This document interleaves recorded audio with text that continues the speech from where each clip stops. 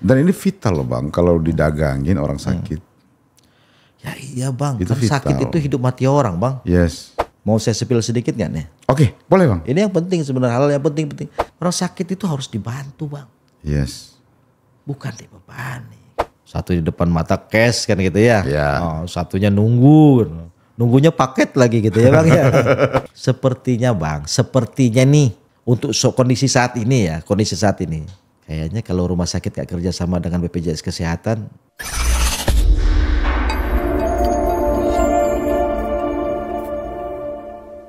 Halo Sobat Muda Indonesia, kembali lagi dengan saya Ilham Rasul dalam podcast Rumah Pemuda. Hari ini kita hadirkan narasumber yang paten dan dia lebih menyentuh kebutuhan-kebutuhan rakyat hari ini. Siapa beliau? Beliau adalah Bapak Sirwaya Utamawan. Bro kali. Bro ya, saya panggil bro nanti. Tapi karena ini sebagai dewas, saya panggil Bapak untuk permulaan. Lebih enaknya bro. Siap. Oke, beliau ini adalah salah satu Dewan Pengawas pelaksanaan BPJS Kesehatan. Bang Umawan, sebelum kita masuk pada pembahasan soal BPJS Kesehatan, boleh dong abang cerita dulu siapa bro ini? Saya adalah saya Bang gitu ya. Makasih Bang Ilham dan teman-teman dari Rumah Pemuda ya. Ya. Luar biasa, saya ngerasa nyaman di sini. Jadi kalau umpamanya ada narasumber, saya rasa kalau sudah satu kali kemari mau berulang-ulang kali ke sini Bang. Iya. Nyaman tempatnya, semoga Rumah Pemuda juga eksis Amin, dalam amin. hal menyuarakan kepentingan para pemuda dan para seluruh masyarakat Indonesia gitu. Kalau saya itu Sirwaya Bang. Saya Sirwaya Utamawan, besarnya dari kampung. Kampung itu ada di Lampung sana, daerah Tanggamus. Kampung kecil namanya Putido gitu ya. 94 saya disekolahkan orang tua di Jakarta SMA. SMA ngekos, biasa kita ngenek Bang gitu, kita ngenek. Lalu mungkin dari hal-hal seperti itu saya mungkin didewasakan oleh keadaan mungkin gitu ya. Ibaratkan kalau kata orang kita lebih dulu ke Jakarta jika dibanding dengan teman-teman sebaya saya gitu ya. Lalu saya berkiprah, saya masuk dalam era reformasi, kita sama-sama berjuang dengan teman-teman di 98 gitu ya. Tapi saya bukan siapa-siapa. Lalu era tahun 2000-an ya kita mulai bekerja gitu ya. Kuliah sambil bekerja. Dari situ saya ngelihat teman-teman perlu diperjuangkan nih, teman-teman pekerja. Iya. Saya gabung dengan Serikat Pekerja sampai level nasional gitu. Lalu saya gabung dengan KSPI gitu ya. KSPI, lalu saya gabung juga dengan teman-teman di Lira Yusuf Rijal dan juga di Media Online Indonesia sebagai ketua harian, juga saya di Sekjen Persatuan Wartawan Media Online Indonesia. Oke. Nah kalau lebih seperti itu Bang, pernah juga nyalek Bang gitu kan gitu loh. Politisi, wartawan. Ya bukan politisi sih, ikut-ikut aja lah gitu kan. Kita ngikutin alur aja gitu kan, berproses kita menjalanin takdir Tuhan itu seperti apa gitu, jalanin aja. Kita nikmatin, kita syukuri gitu. Abang mau bilang memilih menjadi anggota dewas atau berjuang menjadi anggota dewas karena abang langsung melihat masalah-masalah yang terjadi di kalangan masyarakat. Jadi begini, ini mau jujur nih, ya kan? Jadi waktu itu saya ditanya, sebelumnya memang saya ditawarkan untuk mencoba di DJSN, cuman saya lihat kayaknya bukan passion saya. Oke. Lalu ditawarkan untuk jadi Dewan Pengawas untuk mencoba gitu ya. Lalu saya tanya, seperti apa gitu kan. Setelah itu ditanya lagi, mau yang ngelamar di BPJS Tenaga Kerja atau BPJS Kesehatan. Saya jawab BPJS Kesehatan Bang. Dan orang kaget semua. Loh kok mau di BPJS Kesehatan? Biasanya orang cenderung ke arah BPJS TK Tenaga Kerja gitu. Saya bilang sederhana Bang, waktu itu kepesertaan di BPJS Kesehatan di 2021. Waktu itu kan kita kan di 2020 ya Bang, seleksinya di September mulai. Itu masih 220 juta Bang peserta. Peserta 220 juta. Nah, saya bilang kalau saya bisa mengabdi dengan kesungguhan hati gitu ya. Satu langkah aja. Satu keputusan ataupun sesuatu sumbangsi saja dari saya dengan kesungguhan hati dengan ikhlas, maka pahala saya tercatat 220 juta. Oke. Gitu. Jadi saya mengedepankan bukan berbicara tentang nominatif daripada berapa yang saya dapat, tetapi saya lebih cenderung nilai pengabdian yang saya dapat. Oke. Nah, saya yakin Tuhan itu Maha Adil dan memberikan yang terbaik buat kita. Saya rasa itu Bang sebenarnya. Oke. Dalam perjalanannya apa yang Abang lihat masalah yang krusial di BPJS Kesehatan? Waktu itu. Saya sempat mengatakan bahwa BPJS Kesehatan itu kan sejatinya dibangun dengan smart kegotong royongan Bang. Ya. Operation, tata kelola gitu ya. Walaupun BPJS Kesehatan kan pada prinsip-prinsip awalnya dulu deh gitu ya. Kita itu secara bersama bernegara. Lalu kita membentuk bagaimana kita bernegara ini kan gitu ya. Lalu muncullah konstitusi. Dalam konstitusi jelas bahwa kewajiban negara untuk memberikan layanan kesehatan yang layak bagi warga negaranya yang membutuhkan gitu ya. Lalu waktu itu ada kegamangan di era tahun di kisaran di bawah 2010 lah ya. Itu bagaimana bentuknya gitu kan. Nah, maka dibentuklah undang-undang SJSN dulu, Sistem Jaminan Sosial Nasional. Itu daerah di 2000-an lah Bang ya. Nah itu tetapi belum terjadi implementasi seperti apa gitu kan. Nah, lalu dibentuklah Kita Berjuang gitu ya. Masih ingat mungkin Abang, Bang Ilham, itu terkait dengan ada namanya perjuangan KJS tuh. KJS. Nah terus setelah itu dibuatkan lagi undang-undang, pembentukan undang-undang dan pengesahan undang-undang terkait dengan BPJS. Nah, lalu setelah BPJS itu dituntut lagi nih semua teman-teman dari KJS dan elemen seluruh masyarakat gitu ya, bagian daripada masyarakat untuk kapan implementasinya zaman PSB waktu itu gitu ya. Kita hadir di sana, kita bersama-sama dengan teman-teman berjuang gitu untuk menggolkan kapan implementasi BPJS. Dan alhamdulillah pada saat zaman SBY itu ketok palu tuh. Ya, kan SBY gitu ya. yang mulai ini. Nah, cuman kan begini. Untuk mendapatkan hak itu kan harus ada proses gitu ya. Mungkin dengan berbagai macam pertimbangan, keuangan negara dan segala macam, ya sudahlah bentuk ada badan BPJS kan gitu ya. Sebagai jawaban daripada pemerintah dalam hal ini karena diberikan amanat negara gitu ya, dalam rangka menegakkan konstitusi, maka sepertinya kita harus bikin badan jaminan sosial. Nah, buatlah BPJS ini karena keterbatasan tadi dibuatlah skema gotong royong. Oke. Kan gitu kan, gotong royong diharapkan bagi yang bisa memberikan sumbangsihnya untuk keberlangsungan program JKN ini, Jaminan Kesehatan Nasional ini, maka berkontribusi. Yang jelas berkontribusi itu adalah para pekerja gitu ya, yang dipotong dari upahnya sebesar 5%, 4% yang disumbangsi oleh para pengusaha ataupun pemberi kerja lainnya, seperti pemerintah juga kan sebagai pemberi kerja juga kan Bang ya, dan 1% dari para pekerjanya.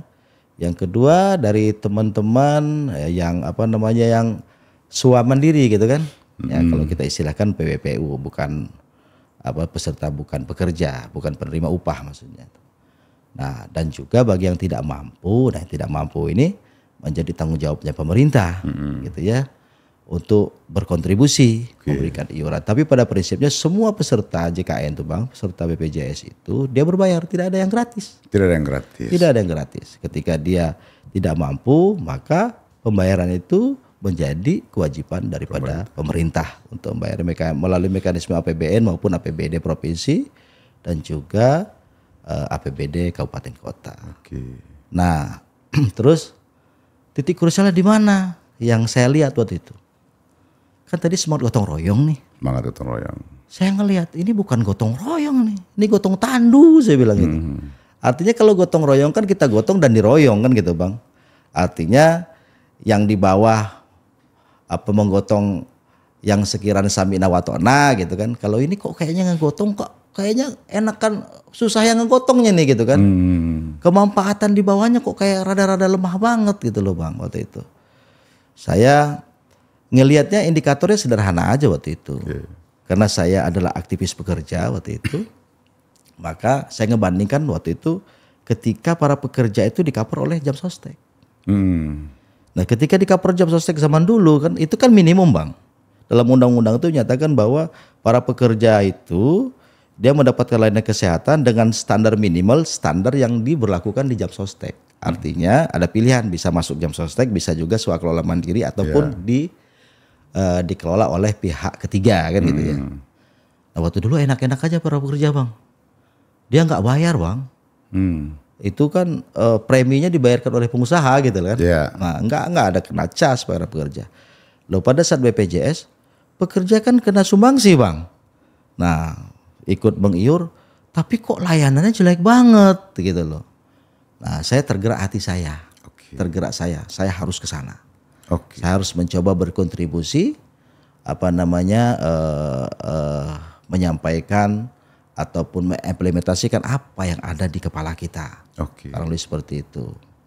Nah itu ketidakadilan ya yang ketidakadilan, terus ketidaksetaraan, buruknya pelayanan gitu ya. Itu yang menjadi semangat sehingga terdorong untuk masuk menjadi anggota Dewas. Nah sekarang setelah jadi Dewas. Apa yang Bro lihat? Jadi saya datang pada situasi itu kan sebenarnya masih COVID Bang. Situasi COVID ya. Jadinya belum kita mendapatkan gambaran secara utuh. Secara utuh. Karena memang situasi waktu itu KLB Bang. Kejadian luar biasa kan. Bahkan dikatakan bahwa ini adalah musibah nasional non bencana alam. Kan gitu kan melalui Kepres itu kan. Artinya bahwa kalau dia musibah ataupun bencana maka itu kan bukan covernya BPJS Kesehatan, tetapi itu murni covernya pemerintah. Dalam hal ini adalah dibiayain melalui mekanisme APBN. Jadi orang-orang yang kena COVID waktu itu, tetapi BPJS terlibat di dalam hal verifikasi Bang. Pemerintah mempercayakan kepada BPJS Kesehatan untuk menjadi verifikator.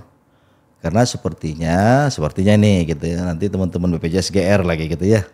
Sepertinya memang untuk verifikasi ini yang mumpuni ada di BPJS Kesehatan. Nah, setelah itu di tahun 2022 kalau nggak salah ya dicabutlah itu mengenai masalah Kepres terkait dengan bencana alam, bencana nasional non alam tadi itu gitu ya. Jadinya udah mulai itu dikembalikan lagi kepada BPJS gitu ya. Sebenarnya di era-era di tahun-tahun waktu COVID 2020-2021, kebetulan saya dilantik presiden itu 2021 Bang, bulan Februari 2021. Itu masih artinya gini, orang sakit yang terdiagnosa di luar COVID itu masih cover BPJS Kesehatan. Gitu ya.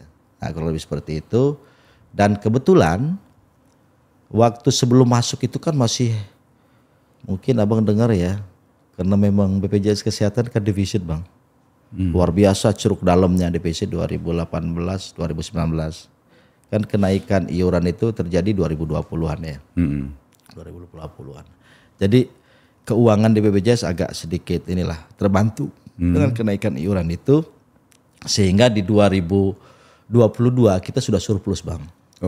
Ada dua surplus itu, pertama didapatnya karena kenaikan tarif kenaikan iuran. Satu, yang kedua adalah utilisasi, belanja layanan kesehatannya agak kendur gitu, agak minimalis karena memang bukan dikurangin sih Bang, karena memang adanya COVID tadi tuh. Nah, jadi COVID yang paling banyak. Jadi COVID ini kan dibiayai melalui mekanisme APBN. Walaupun pada posisi itu kita belanja di 2021 belanja kesehatan itu masih di atas 100 sekian belas triliunan lah. di 2021 sampai di 2022 itu meningkat ya dia menyentuh level 120 triliunan gitu Bang. Utilisasinya meningkat setelah dilepas Bang sama pemerintah sama presiden waktu itu. Status bencana nasional Status dilepas. bencana nasional non alami itu. Itu kurang lebih begitu. Berarti Bro ini Dewas itu dilantik sama presiden. Lantik presiden Bang. Posisinya setara dengan direksi. Beda Setara. kewenangan aja. Setara, cuman kalau pemilihan nasional, kalau DSK ataupun di tata aturan itu kan Dewas dulu baru direksi, Bang. Ya. Mata letaknya begitu ya. Ya, Itu MPR dulu, politis, itu MPR dulu baru presiden dulu. Susduknya gitu ya. Iya. Kalau wewenang di sana eksekutif kita kan sebagai pengawas gitu ya. Oke. Udah berapa tahun ya Bang? Dari 2021 Ini udah ya? tiga Udah 3 tahun setengah ya? tahun lah ya. 3,5 tahun kita berakhir di 2026 Bang. Oke. Di 2026. Dalam proses 3 tahun itu apa yang secara substantif yang telah dilakukan perubahan oleh BPJS sebagai eksekutif dari atau pelaksana dari program jaminan sosial ini yang menjadi inisiator dari Dewan Pengawas? Oh iya. Banyak Bang. Banyak. Jadi kan kita itu kan tugasnya adalah pengawasan Bang. Pengawasan. Nanti takutnya saya nanti ngomongnya ke eksekutif lagi repot juga kan Bang ya. Iya. Pengawasan. Nah jadi tugas-tugas pengawasan itu dia akan melahirkan disebut dengan saran nasihat dan pertimbangan Bang.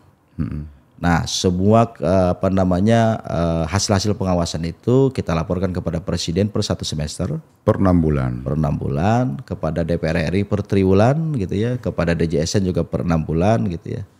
Nah, jadi hasil-hasil pengawasan itu tentunya kita mengeluarkan saran nasihat pertimbangan berdasarkan analisa dan kajian kami dan juga berdasarkan daripada hasil pengawasan di lapangan. Oke. Banyak hal perbaikan umpamanya ada hal nih kok kayaknya kurang pas nih gitu kan dengan tata kelolanya gitu kan. Lalu kita kan kebetulan Dewan Pengawas itu ada 3 komite Bang. Kami ada 7 dewas Bang. Oh 7 dewas. Ada 7 dewas. Nah ada 3 komite di sana. Nah 3 komite itu ada komite audit, ada komite manajemen risiko dan tata kelola. Nah di sini udah kelihatan semua kamar-kamarnya nih gitu kan. Ada yang berbicara tentang mitigasi risiko, ada ngelihat hasil-hasil audit dan tata laksana proses-proses audit gitu. Ada yang ngelihat kalau dari sisi tata kelola ngelihat daripada hal-hal yang sifatnya pengelolaan, artinya dari depan yang mitigasi risiko kan di depan Bang. Di tengahnya tata kelola, di ujungnya pasti adalah audit yang turun. Artinya laporan itu hanya akan lahir dari setelah 7 anggota dewas itu satu bahasa gitu ya. Iya, dia kan ini Bang, kolegial. Kolektif kolegial. Bisa dimungkinkan kita dissenting opinion Bang. Bisa. Itu dong. Iya, demokratis dong. Iya. Unsurnya di situ ada 2 orang dari unsur pemerintah, ada 2 unsur pekerja, ada 2 unsur pemberi kerja dan 1 dari tokoh masyarakat. Oke. Sebelum kita lanjut minum dulu Bang. Iya dong. Biar enak ngobrol. Santai ya. Gini. Kena senggol ini. Gimana Pelam? Oke, Bro. Tugas utama dewas itu selain mengawasi, apakah dia masuk ke perencanaan juga? Jadi begini, kalau kita berdasarkan undang-undang itu kan gini Bang. Dia mengawasin kinerja direksi. Kinerja direksi itu kan luas Bang. Ya kan? Direksi itu punya organ bawahan dia gitu ya. Itu mulai dari Sabang hingga Merauke Bang. Kantor cabangnya itu seluruh kabupaten itu ada kantor kabupaten ataupun kota dia. Kalau cabang ada kurang lebih 300 lebih kita. Kalau kantor wilayah itu ada 12, ya, kedeputian juga ada 20 lebih gitu ya. Nah, ini harus kita awasi semua Bang. Pengelolaan, keuangan. Oh jadi BPJS itu nggak punya inspektorat kayak auditor internal? Ada namanya SPI Bang. Oke. Ada SPI-nya, Satuan Pengawasan Internalnya ada. Ya inspektorat lah kalau bahasa kementerian ada. Betul. Nah inspektorat ini kan sebenarnya mitra strategis dari Dewan Pengawas. Meskipun dia inherent di dalam, organik dalam BPJS. Ada, ya. Oke. Iya, ya gitu. Tata kerja mereka mestinya kan independen tuh. Ya. Iya. gitu. Oke, Ada. Oke. Nah jadinya kalau SPI itu kan melakukan audit dan segala macam kan. Ya. Kalau kita kan dari sisi pengawasan. Pengawasan kan relatifnya itu kan relatif kebijakan ya Bang ya. Kebijakan. Tidak secara detail gitu kan. Nah alatnya nggak nyampe di sana Bang. Alat ukurnya nggak nyampe. Oh, jadi pengawas yang lebih detail itu ada di SPI. Ada di SPI. Dia pengawas karena kan gini bahasa regulatif itu adalah pengawas internal. Pengawas internal BPJS itu ada 2 organ, satu organ Dewan Pengawas, satu organ SPI. Oke. Kalau eksternal kan ada DJSN gitu ya. Nah, dan juga kalau umpamanya pengawas-pengawas yang lain seperti umpamanya bisa berbagai macam pihak ya Bang. Kalau profesional ada KAP ya. Kalau terkait dengan keuangan ada OJK. Ya. Kalau dari pemerintah ada BPKP. Kalau dari negara ada BPK, banyak hal lah di situ. Artinya kalau misalnya suatu saat saya mendapat masalah di rumah sakit, nggak pas lapornya ke Dewan Pengawas. Pas, silakan aja lapor kepada kita nggak apa-apa. Berarti dia boleh masuk ke hal-hal yang teknis. Gini Bang, kita bisa sampaikan kepada direksi. Oke. Itu. Atau jangan-jangan SPI juga diawasi sama Dewas? Ya seluruh kinerja itu kan kita awasin Bang. Oke. Seluruh komponen yang ada di BPJS Kesehatan kita awasin, kita berhak untuk ngawasin itu. Oke. Sepanjang dia menggunakan di BPJS kita awasin Bang. Sejauh mana canggihnya rekomendasi atau laporan Dewas ke Presiden atau ke DPR yang memberi pengaruh terhadap hukuman atau penghargaan terhadap Kan pelaksana? kita berikan SMP itu kepada direksi Bang. Oke. Salah satu pertimbangan kepada direksi, Bapak dan Ibu direksi gitu. Ini tolong. Nah jadi mereka kita diskusikan tuh saran dasar pertimbangan itu. Kalau sekiranya umpamanya iya diperbaiki. Ada juga umpamanya hal-hal yang ini umpamanya ada yang cepat, ada yang butuh proses gitu kan. Ada juga yang umpamanya mereka hal-hal yang kan ada kualitasnya tuh Bang ya, kualifikasi SNP gitu. Tetapi semua SNP kita hampir seluruhnya itu dilaksanakan oleh direksi. Artinya enggak bisa bandel juga kawan-kawan itu di direksi. Ya Atau masih memungkinkan untuk bandel. Ya kalau bandel kan bukan masanya bandel lagi Bang. Ya masa harus bandel. Karena gini Bang, sorry, kenapa saya bertanya tentang itu? Karena begitu pentingnya badan penyelenggara jaminan sosial ini sehingga dibentuk badan. Dan menurut undang-undang semua warga negara itu wajib menjadi peserta BPJS. Artinya kehadiran Dewan Pengawas menjadi penting untuk memberikan kepastian bahwa badan ini berjalan secara efektif, efisien dan sampai kebutuhan masyarakat. Kan gitu Bang? Betul. Nah, itulah kenapa saya tanya secanggih apa laporan atau rekomendasi Dewas ini terhadap Presiden. Ya kalau kita sampaikan laporan itu kepada Presiden, itu kan haknya Presiden untuk melihat ya Bang ya. Oke. Kita tidak bisa terlampau jauh saya berbicara terkait dengan itu ya Bang ya. Jadi kalau kita menyampaikan kepada Presiden, ini hasil pengawasan kami, ini hasil-hasilnya, ini rekomendasi kami kepada kepada direksi gitu kan gitu ya Bang. Dilaksanakan atau nggak dilaksanakan ada juga Presiden yang mengambil keputusan. Nanti Presiden yang akan melihat termasuk rekomendasi umpamanya ini direksinya kurang pas nih umpamanya gitu. Bisa Bang. Bisa saja gitu loh. Tentunya ya jangan ya profesional aja gitu kan gitu. Kalau umpamanya ini, tapi alhamdulillah selama ini sepanjang kita menjabat ini kita bisa bekerja sama dengan baik, quote and quote gitu ya, dalam rangka menjalankan tugas masing-masing gitu, masing-masing tugas ini. Karena banyak sekali Bang pengawasan itu juga kita ngelihat juga terkait dengan kebijakan direksi. Juga harus kita lihat. Kebijakan direksi dan segala macam harus kita lihat. Gitu Bang. Intinya kan kurang lebih Dewas ini ada agar direksi tidak bekerja semaunya. Kan kurang lebih begitu Bang. Betul. Ya. Sama karena misalnya memang uang amanah ini kan uang dari unsur-unsur ini Bang. Iya betul. Kurang lebih seperti itu. Oke. Bang, Bro, sorry, saya selalu Nggak apa-apa, abang bro kan sama aja. Bung juga boleh gitu kan. Oh, Asal bung, jangan bung, bapak bung. aja, kayak kesannya Betul. kagak familiar gitu kan. Iya. Ada nggak sih kategori yang ditetapkan oleh BPJS Kesehatan terhadap penyakit apa yang bisa di-cover dan penyakit apa yang tidak bisa di-cover? Ada nggak itu Bang, kategorisasinya? Generalis saja ya, secara generalis saja. Semua yang bersifat medis, Yang bersifat medis. iya, Berarti dan kalau ditentukan oleh tenaga medis dalam hal ini dokter Pak, itu di cover. semua. Semua. Oke. Bahkan bukan yang penyakit di cover Bang. Maksudnya gimana? Ada beberapa, contoh kayak orang melahirkan. Oh iya. Itu kan bukan penyakit. Iya. Tapi beresiko meninggal ya. Beresiko jadi penyakit lah. Ya, tapi intinya tidak sakit kan. Iya. Iya kan? Iya kan? Oke, Nah, kita oke, harus oke. clear juga gitu kan. Itu di cover Bang. Oh. Jadi semua penyakit pemuda Indonesia jelas bahwa semua penyakit yang dinyatakan oleh medis sebagai penyakit di cover. Indikasi medis ya. Indikasi medis Sesuai dengan di-cover indikasi oleh medis. BPJS. Cuman memang harus taat prosedural. Nah, gimana itu? Nah, kadang-kadang nih sering viral tuh. Iya. Masuk IGD ya kan. Minta ditanganin kan gitu kan. Loh, prosedurnya udah dipenuhi atau belum? Nah, mau saya spill sedikit nggak nih? Oke, boleh Bang. Ini yang penting sebenarnya, hal yang penting. Saya yakin teman-teman itu kalau umpamanya hal-hal yang kebijakan segala macam bisa di googling lah ya.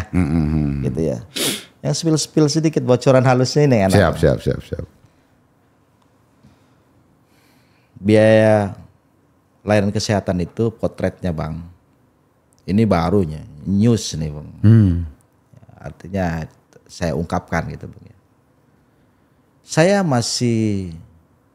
selalu mengatakan, gimana nih peta layanan kesehatan di Indonesia ke depan. So saya ngelihat ini kok nggak ini ya. Dalam pemikiran saya kan harusnya di bawah besar dong Bang, di atas kecil gitu, betul nggak? Piramidanya kan utuh dia ya. Kok ini kayak piramida terbalik? Terbalik. Besar di atas, kecil di bawah. Besar di atas, kecil di bawah. Bawah itu artinya gini Bang. Layanan kesehatan ada dua Bang. Ada paskes maksudnya. Paskes ada dua Bang. Paskes tingkat pertama dan paskes rujukan. Oke. Paskes pertama itu siapa sih gitu ya? Klinik, puskesmas ataupun praktek dokter gitu ya. Nah, ini nih belanja layanan itu di bawah 20% Bang. 80% itu adanya di rujukan. Berarti harus ke puskesmas dulu. Mestinya kan kayak gini Bang. Itu yang saya bilang piramida tadi Bang. Mestinya harusnya kan di belanja layanan tuh harusnya banyakin di bawah dong gitu. Di di tahap awal gitu loh Bang. Iya. Nah ini kalau saya ngeliat ya ibaratkan kata kalau mengindikasikan mungkin abang tahu sendiri mungkin gitu ya. Kalau kayak gitu kesannya nunggu orang sakit parah dulu gitu baru berobat kan gitu kan ya. Berarti kan ada yang kurang pas di situ Bang. Oke. Kalau menurut saya sih gitu. Oke. Ini bahan evaluasi buat ke depan lah ya. Iya.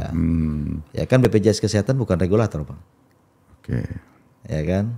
Bukan regulator. Nah, ini menjadi PR kita semua nih gitu ya. Saya sebagai dewan pengawas meminta kepada semua pihak untuk memikirkan semua kita memikirkan ini gitu. Iya. Jangan sampai gitu ya. Kan begini sih Bang. Saya berharap sebenarnya kenapa saya katakan belanja kesehatan itu pada tingkat pertama Bang. Kan kasihan juga kepada peserta. Kasihan kepada masyarakat. Kalau bisa diselesaikan pada tingkat pertama kenapa harus ke rumah sakit? Toh yang deket itu FKTP Bang. Iya, kenapa mesti dirujuk? Kalau bisa ditangani di awal di fase gitu pertama loh. betul. Itu gitu loh. Kan kalau ke rumah sakit perlu biaya loh Bang. Yes. Rumah sakit belum tentu dekat. Jangan kita tengok di Jakarta Bang. Iya. Tengok di daerah-daerah apalagi daerah-daerah yang terluar Bang. Kasihan. Untuk mencapai dirujukan tuh kadang-kadang butuh 4 jam loh Bang. Oke, betul. 3 jam betul kan? Nah ini nih Bang. Kasihan lah gitu. Orang sakit itu pada prinsip kalau buat saya Bang. Dan saya yakin ini merupakan sesuatu moral hazard buat kita semua. Orang sakit itu harus dibantu Bang. Yes. bukan dibebani. Betul. Makanya kalau umpamanya terjadi iur biaya saya marah bang. Nah silahkan lapor kepada kita. Itu tadi bang, yang saya katakan salah satunya. Ya kan gitu nih. Nah itu evident bang. Sering kita dapatkan itu bang. Sering kita dapatkan gitu. Dan ini juga buat teman-teman ya, buat warga masyarakat Indonesia. Kalau kejadian-kejadian iur biaya kayak begitu ya, kalau memberikan uang minta kwitansi. Oke. Minta kwitansi kasih ke kita. Sejauh ini sih enggak sih. Yang petugas BPJS di rumah sakit ya. Bukan petugas BPJS bang. Nggak ada urusan dengan petugas BPJS ini. Rumah sakit bang. Oh rumah sakit. Rumah sakit atau klinik bang. Papanya disuruh beli obat. Oh iya itu sering. Itu sering ditemukan itu. Kalau umpamanya abang nih ke klinik lalu disuruh beli obat. Ya kan? Nah modusnya gini bang. Ini saya mau cerita ini. Nah, ya karena abang sudah terlalu buka gitu ya. Kasus-kasus yang real aja lah gitu ya. Alasan kan kita kalau dikasih resep gitu kan disuruh ambil di apotik kan. Apotiknya itu bilang nggak ada obat itu. Harus tebus keluar. Beli dong kalau di luar. Di dalam kalau ada di dalam kan nggak beli harusnya ya kan. Tapi karena apotiknya bilang ini lagi nggak ada pak.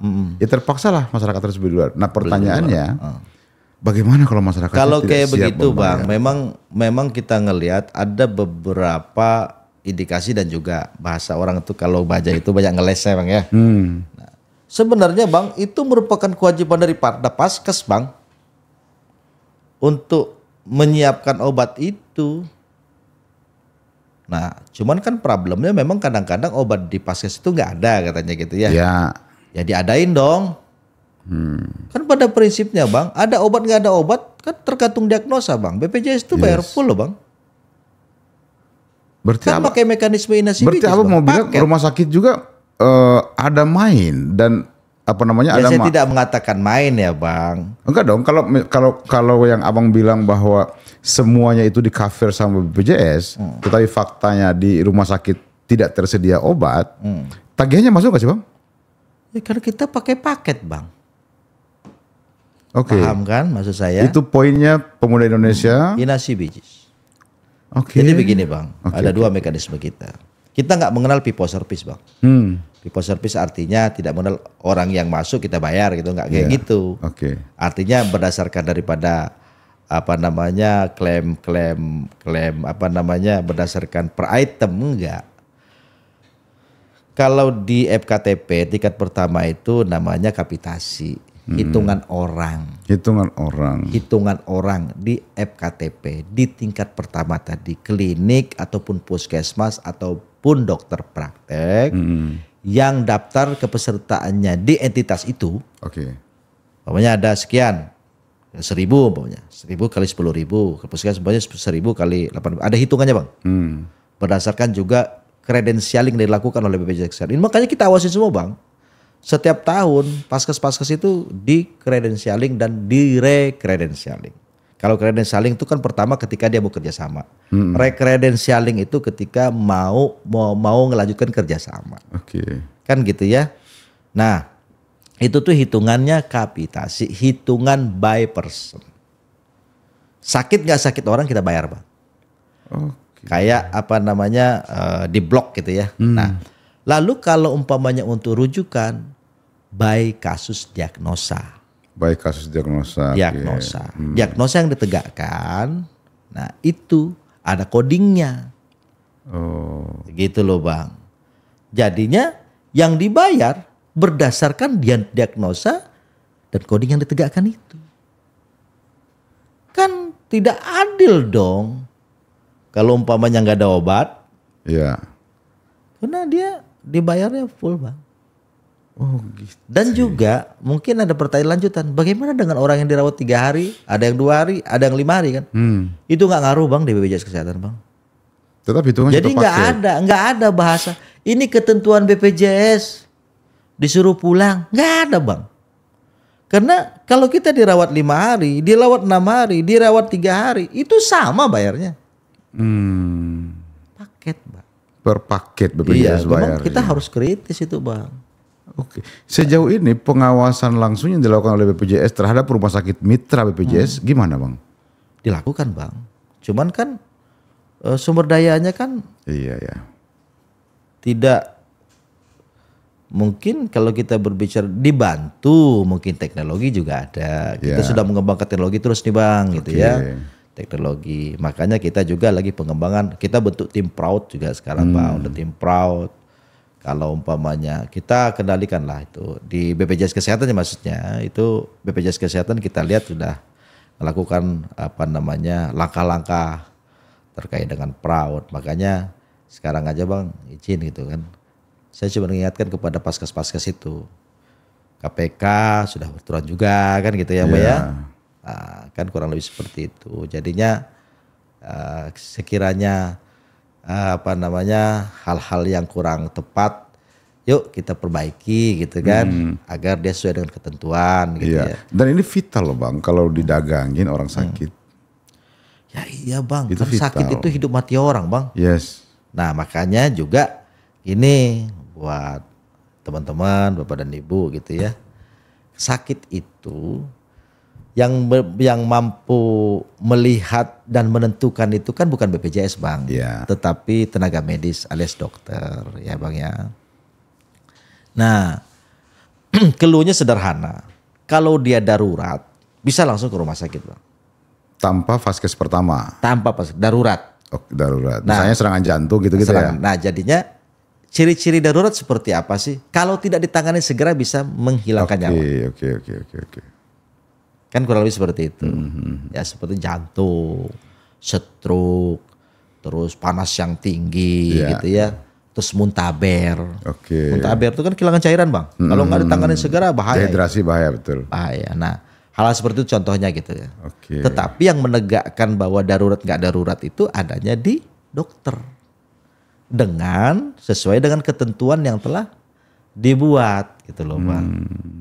Ya kalau umpamanya banyak contohnya, ya kan saya sakit segala macam.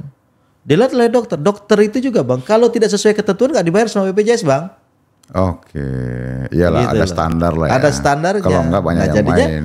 dokter itu juga nggak bisa sembarangan juga mengatakan darurat kan gitu kan. Nah kadang-kadang di situ terjadi perdebatan. Makanya jadi harus kita bedakan antara penyakit berat dengan darurat Bang. Iya. Cancer berat Bang. Iya. Tapi belum tentu darurat kan. Enggak, betul. Nah, gitu. Kayak orang tabrakan misalnya itu dianggap darurat. Darurat Bang itu. Oke. Tetapi kalau tabrakan, nah ini buat pemirsa juga ya sering banget keluhan keaduan kepada saya. Kalau kecelakaan kerja maupun kecelakaan lainnya, kalau kecelakaan kerja tentunya itu di covernya BPJS TK Bang ya, tenaga kerja. Tenaga kerja. Kalau kecelakaan lalu lintas itu adalah jasara harja. Nah jasara harja tentunya dasarnya adalah laporan kepolisian Bang. Kalau lalu lintas. Oke. Laporan kepolisian gitu ya. Nanti diajukan ke jasara harja. Kalau di jasara harja menyatakan bahwa oh kami tidak cover kasus seperti ini. Umpamanya seperti kasus kecelakaan tunggal gitu ya. Nah, biasanya tidak di-cover oleh jasara harja. Itu nanti setelah ada pernyataan jasara harja ini bukan cover kami, langsung di-cover BPJS Bang. Automatically itu. Dan juga jasara harja kan batasan 20 juta tuh. Kalau dia over limit Bang, limitnya over, langsung di-cover BPJS Kesehatan. Artinya memang negara udah menjamin soal itu. Ya, asal proseduralnya pas. Oke. Tepat prosedural gitu. Kurang lebih seperti itu. Siap. Sempurna nggak? Nggak ada yang sempurna. Ini kita berproses untuk melakukan perbaikan di sana sini gitu. Oke. Ada satu fakta menarik lagi Bung di rumah sakit itu. Ada skala prioritas bagi setiap pasien yang masuk. Selalu ditanya ini umum atau BPJS. Yang umum diprioritaskan, yang BPJS ya kadang dilayanin, meskipun dilayanin pada akhirnya ya, tapi mereka butuh waktu, ya kadang-kadang diputar-putar dulu administrasi. Ini yang dan menarik sebagainya. ini yang menarik sebenarnya Bang.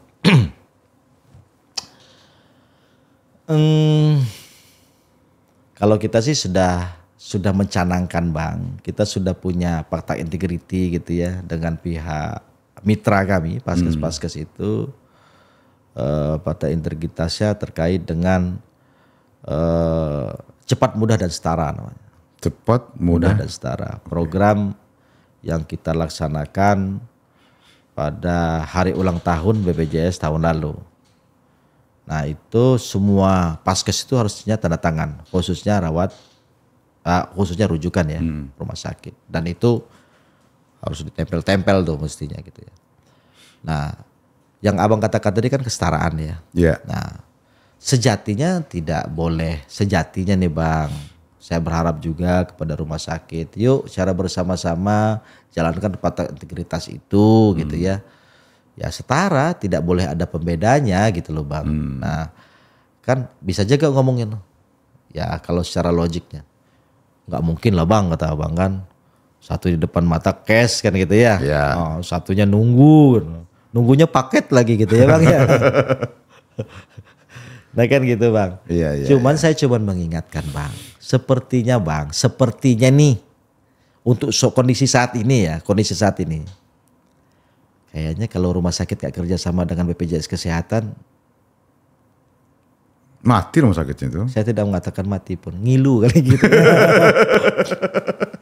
Karena peserta BPJS Kesehatan tuh bang sudah 98,1 sekian persen bang. Iya kan. Seluruh rakyat Indonesia. Jadi sekarang posisinya di 275 jutaan lah.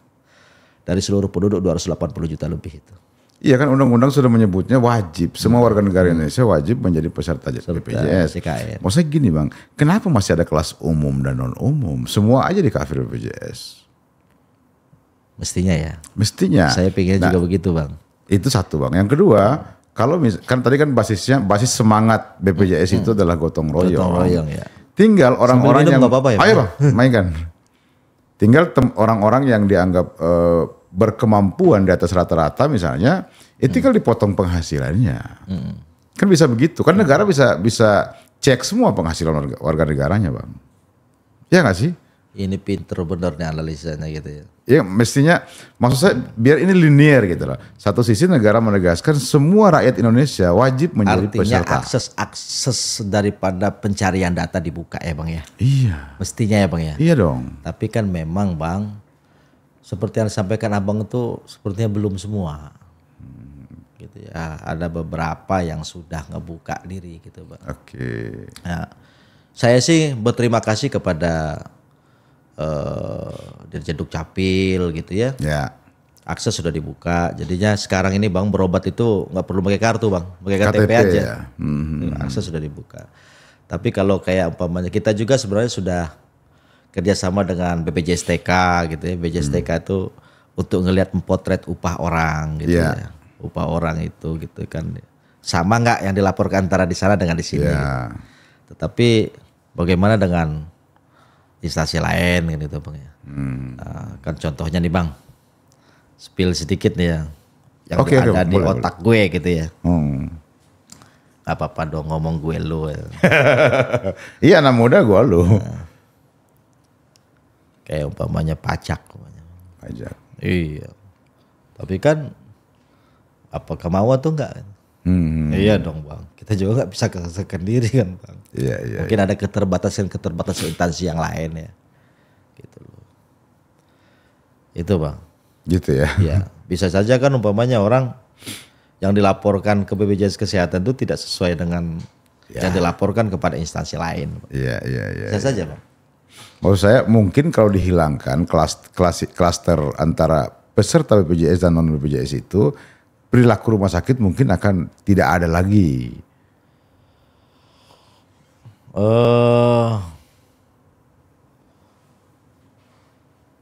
Saya kan begini bang, kurang sepakat pernyataan itu. Oh gitu, iya. Iya, karena begini, buat saya hadirnya negara itu kan memang memberikan layanan kesehatan kepada warganya secara layak. Layak loh bang. Iya. Kalau ada warga negara yang ingin dilayani dengan yang lebih di atas layak kan, kita tidak bisa membatasi dong bang. Ya kan maksud saya tadi ya. Nah, tapi kalau kata abang, bang, ngapain sih? Ya udahlah, semuanya masukin gitu. Nah itu baru setuju saya bang. Artinya, ya kalau umpamanya dia bukan peserta umpamanya. Lalu orang pengen berobat gitu kan, dan dia nggak punya gitu kan bang. Ya udahlah, layanin aja, nanti diurus administrasinya. Indah banget rasanya bang. Iya kan? Iya. Cuman memang ada ada beberapa prosedur yang tidak memungkinkan untuk itu gitu loh. Ya kan? Ya kalau memang ada beberapa orang yang ketika berobat itu ini ada masalah lagi Bang. Ada 41 juta lebih orang lah. Yang menjadi peserta kita posisinya sekarang tuh nggak aktif. Tidak aktif. Tidak aktif kepesertaan. Tidak aktif. Jadi kalau bayar apa gimana nih Bang? Tidak aktif kepesertaannya. Ya kalau tidak aktif kepesertaan itu indikatornya karena nggak bayar Bang. Nggak bayar. Iya. Tidak bayar itu artinya bisa saja dia kalau mandiri dia tidak bayar secara mandiri. Nunggak. Oke. Dan atau yang dibayarin oleh pihak lain ini kan bisa saja dari CSR swasta bisa Bang. Bisa juga dari umpamanya pemberi kerjanya. Atau umpamanya dari negara yang hadir tadi gitu kan, dengan pertimbangan tertentu memerintahkan untuk menonaktifkan, ya kita nonaktifkan Bang. BPJS Kesehatan akan menonaktifkan itu, gitu Bang. Orang yang seharusnya mampu bayar tapi nggak mau bayar. Beda lagi tuh. Beda lagi? Beda lagi tuh. Gimana itu Bang? Nah itu kan ada, kalau itu kan kajian ATP WTP Bang.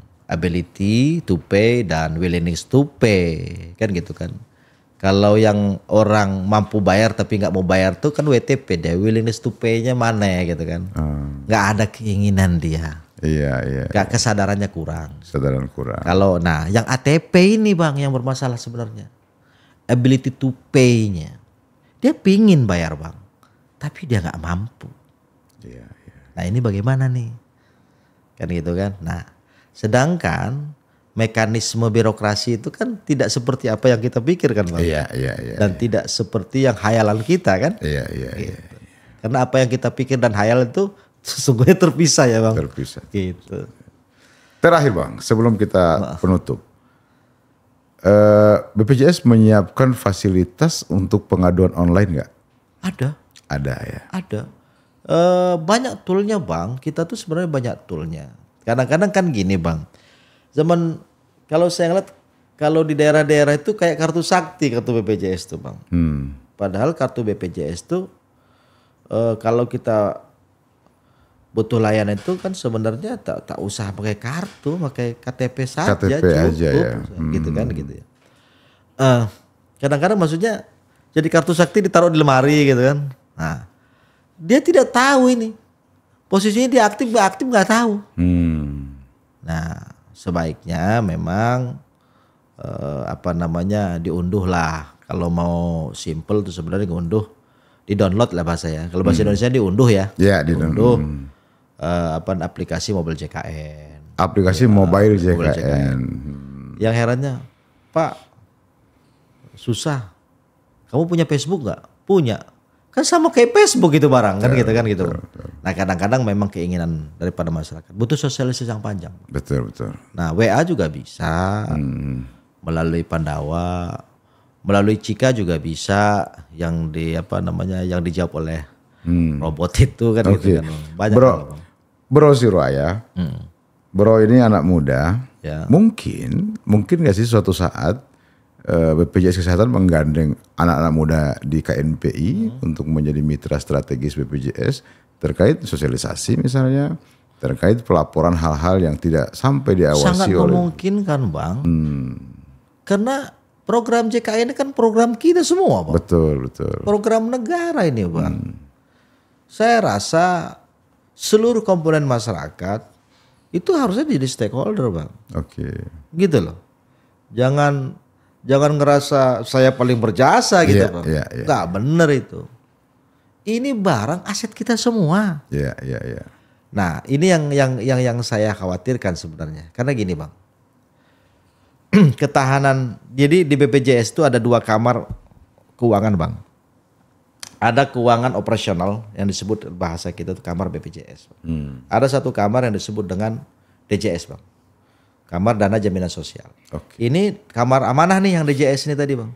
Nah ini agak mengkhawatirkan saya Bang. Kemarin itu kan udah tahun 2023 kan kenaikan tarif tuh. Tarif belanja layanan. Yang untuk rumah sakit tadi itu naik Bang. Oke.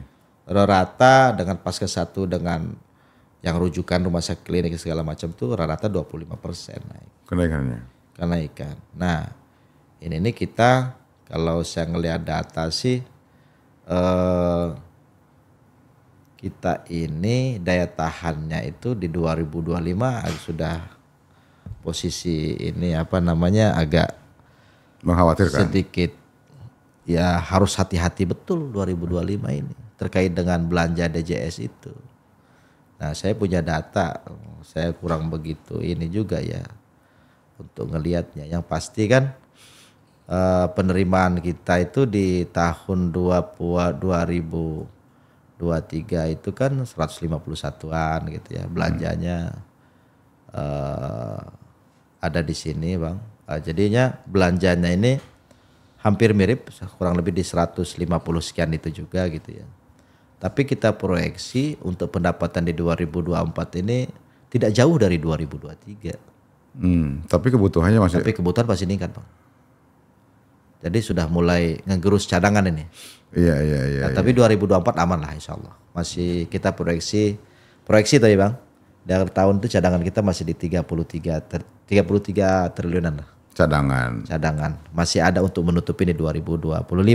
Insya Allah. Nah, tetapi kalau umpamanya defisitnya kencang, waktu habis juga cadangan, Bang. Iyalah. Gitu. Jadinya memang kita butuh support nih dari seluruh lapisan masyarakat. Wabil khusus kepada Paskes. Kan gini, Bang, mohon maaf nih, Bang. Saya sepil lagi sama Bang. Oke. Kadang-kadang saya ngelihat bahwa ini mohon izin nih kepada teman-teman nakes gitu ya. Kalau bisa dilakukan sekali, kenapa harus berkali-kali sih? Iya. Ya, Bang, hari ini contohnya, Bang, untuk melakukan ini gitu. Nah, 2 hari disuruh datang lagi tuh melakukan ini gitu. Hal yang sama dilakukan berulang-ulang, betul. Iya, berulang-ulang. Walaupun bukan sama sebenarnya, Bang. Tapi bisa dilakukan dalam 1 hari. Oke. Tetapi dipilah-pilah menjadi berapa hari gitu. Memang nggak melanggar sih, Bang. Cuman kan kasihan juga para peserta kita ini gitu kan. Bolak-balik. Ya pada prinsipnya tadi, Bang. Orang sakit mestinya dibantu, Bang. Dibantu, jangan dipersulit. Betul. Gitu loh. Karena itu berdampak juga kepada dana DJS itu, Bang. Karena kan hitungan by episode kan 1 hari, Bang. Oh iya. Kalau yang di poliklinik, kalau rumah sakit di poliklinik ya, yang spesialis itu gitu. Karena dia hitungannya, Bang, kalau dilakukan layanan kesehatan 3 kali atau 2 kali, yang kita bayar paling mahal, Bang. 1 kali aja yang paling mahal. Jadinya kadang-kadang ya dibikin biar sekali gitu. Jadi memang butuh kesadaran bersama termasuk kesadaran nakes bersama. ya. Kalau saya bilang begini, kalau rezeki itu sudah diatur sama Tuhan. Betul. Lah. Kadang-kadang kan sesuatu hal yang tidak nyaman buat orang lain, kadang-kadang itu berkah buat orang lain juga. Betul. Gitu kan. Contohnya sakit gitu kan. Kan nggak nyaman itu, Bang. Betul. Prihatin gitu. Tapi kan berkah juga buat yang lain, pebisnis itu gitu kan, ataupun orang-orang yang bergerak di bidang itu gitu. Tetapi kalau sakit itu, kecuali kalau orang sakit itu sudah langka. Iya. Bolehlah gitu kan. Betul. Gitu. Tapi kalau umpamanya volumenya itu, Bang, bahkan kita tahu sendiri lah, orang masih banyak yang butuh gitu loh. Susah untuk dapat kuotanya gitu. Iya. Ibaratkan kata, Bang. Karena kan juga kapasitas